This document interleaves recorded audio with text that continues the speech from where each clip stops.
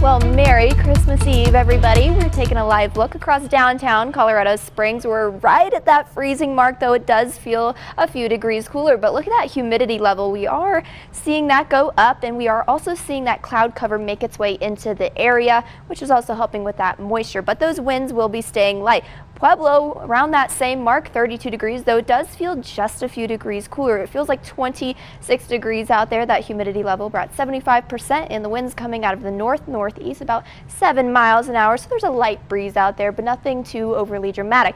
So let's take a tour of satellite and radar, where we do have some snow and rain mix that is just on that border between Utah and our state. And for here in southeastern Colorado, we are the clearest out of the entire state, which is good news for Santa when he comes and delivers everybody's presents. He'll be able to see, which is some good news. So futurecast will look like this. We'll eventually see that cloud cover make its way into the area, and then very early morning we'll start to see those snow showers make their way over towards the mountains and the back country.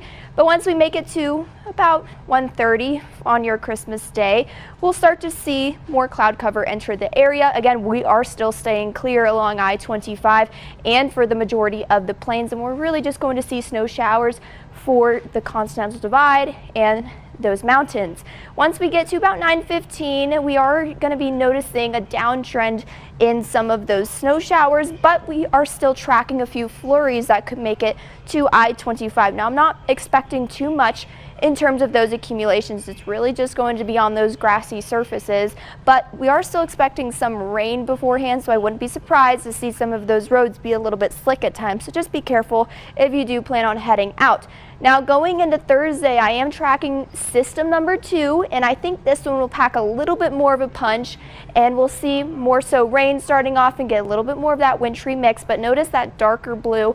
We'll start to see some heavier showers going into very early Friday morning, and then we'll start to clear out going into your Saturday. So this is what those snow totals will be looking like. Again, not expecting much. Honestly, maybe closer to a trace is what I'm thinking for most of us here. So snow chances about 0.1 inches is only about a 20% chance for the Springs, about a 40% chance for Monument, and 50% chance for Woodland Park. It's going to be really more so of those higher elevations that will likely see anything on the ground. So moving on, so for December, we usually see about 2.8 inches of snow for this time of year. So we are actually above average for what we have seen, even though it doesn't really feel like we've seen a lot of snow. So Pueblo, about 2.2 is what we average. So we're just under that. So I'd say we're about at that average. So overnight lows for tonight will be in those 20s. Some of us only making it down into those 30s.